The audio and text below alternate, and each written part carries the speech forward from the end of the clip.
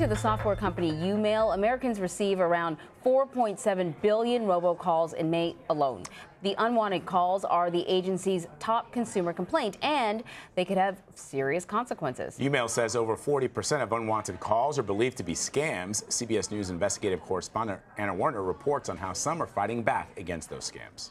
You're looking at the webcam of a scammer named Deva.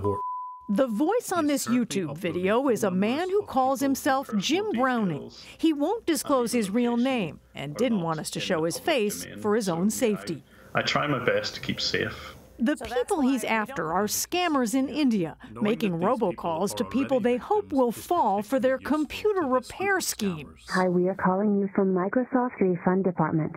Here in this video, Jim connects with the con artist, then plays the victim, listening as the scammers tell him they need access to his computer so they can give him a refund.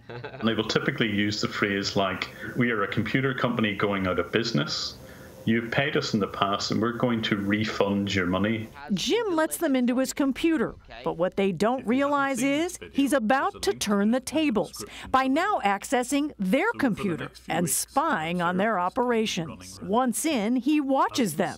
The offices are very small and cramped. Listens to them, and worms his way into their system. Courtesy of this particular scammer, we're going to get a little tour of exactly what the office looks like. His unorthodox strategy for going after scammers has proved popular on YouTube, where this video has garnered more than 2 million views.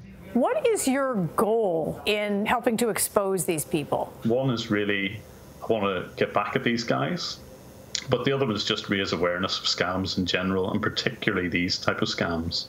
But there's somebody else tracking the scammers, someone equally determined, but a lot more powerful. Our frontline customer support services folks, we're getting phone calls from around the globe. Welcome to the Microsoft Cybercrime Center. This is our lab, where Courtney Gregoire works with an international team of over 60 people to disrupt cybercrimes, including tech repair scams. You know, this cybercrime is really happening at scale. These networks behind these cybercriminals are trying to get millions of victims. The company's scam reporting webpage receives more than 12,000 complaints from customers every month. 12 to 13,000 complaints a month. A month. And so at this point, we've got almost over 500,000 data points for us to think about how can we figure out the criminal networks behind this fraud. Delhi was our first operation. Microsoft, too, went after call centers running scams in India, but on a much larger scale,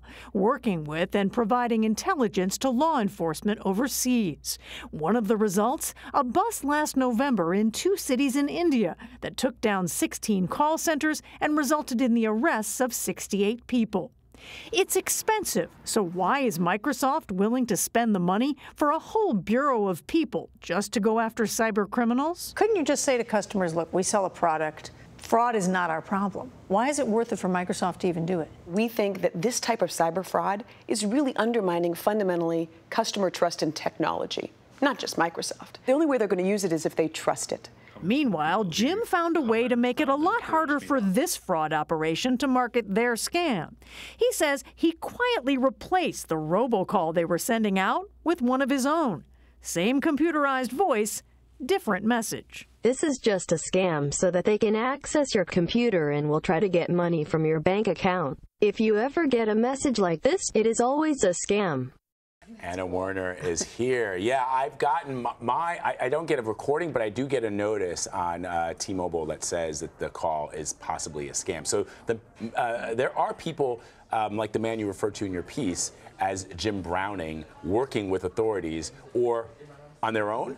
He's kind of working on his own. So, you know, he works in IT for his real job. But there are people out there who they just want to mess with these scammers. There's actually websites where they talk about, here's some numbers to call to mess with these people. But he found this way to, when they access his computer, which of course is not his regular computer, right, he lets them access a computer. And then he sort of backdoors and uses that to get into their computer in the scam, you know, operations call center. And that's where he was then able to access their microphone and camera on their computer and watch them inside their room. And then also he's able to access on their computer their business and see what they're doing. And that's how he was able to actually swap out the robocall that they were sending out with this one, you heard the woman's voice that says, you know, if you get this call, it's a scam. That's incredible. And he actually impacted their business. He monitored them for about 6 months. And he actually impacted their business. And he said it took them a while to figure out that something was wrong, because the call they were actually sending out was not the call they thought they were sending out. Oh my gosh. That's eventually they figured divine. it out. Yeah. Yeah. Really you also bring up Microsoft in your piece, and you talk about how they're sort of doing almost the same thing, but on a much larger scale, trying to find these call centers. They were actually able to shut down some call centers. Yeah. Tell me about, how Microsoft works. So they have a team of 62 people in locations around the world. And what they do is they, as you can imagine, Microsoft and the power of data, right? If anybody knows how to chase down data, it's them. So they have these investigators, lawyers, people with these specialties, tech specialists who can track sort of where the calls are coming from, start aggregating data. You heard her mention now we have 500,000 data points. They're getting all these consumer complaints. They take the data from, you complain to Microsoft, they take your data, aggregate it with thousands of other people's data, and use that data to figure out where these people are, geolocate, and then gather enough information to then go to the authorities and give them a package and say, here's where you can find these people, here's the impact they're having, here's where you can go after them, here's why you should go after them, because look at all the people, look at all the customers around the world that they're impacting. So they're able to aggregate the data in a way that presents it, present it to authorities in a way that gives them an idea of what a major impact this is. Because you can imagine at a police level, it's like, well, that's a couple call center rooms, and then Microsoft will say, no, look, this has real international impact. It's something big. So what can people do?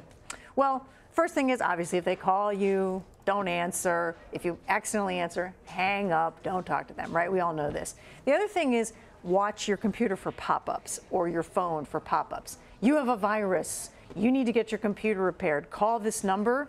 No.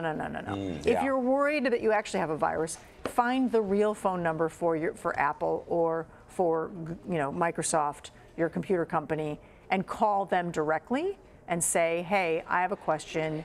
I got this pop-up. Do you think it's real? Make sure that you're calling the actual company. Don't call the numbers off these pop-ups. And if you get a call saying, hey, there's something wrong with your computer, give us access to your computer. You don't want to give anybody access to your computer unless you are absolutely positively sure that it's not a scam. And if you're not positively sure, hey, you can go into the Apple store, take your computer in there and say, hey, can you just run a diagnostic on this for me? Tell me if there's anything wrong. Yeah. If there's anything that needs to be fixed, and if there is, how do I fix it? And they'll help you. But beware. Yeah, for sure. Beware the pop-up.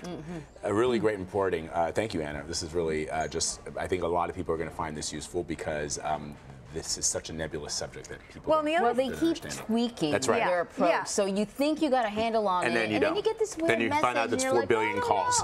Yeah. I had those pop-ups on my iPhone. Couldn't get rid of them. They have a way to make them stick. So and some of these calls, and you have to just shut them down, shut down the browser. They get around the blocked calls, because I've gotten some of these sort of scammer calls, block the number, and then literally 5 minutes later they get through. Right. Yeah. Right. Thank you, Anna.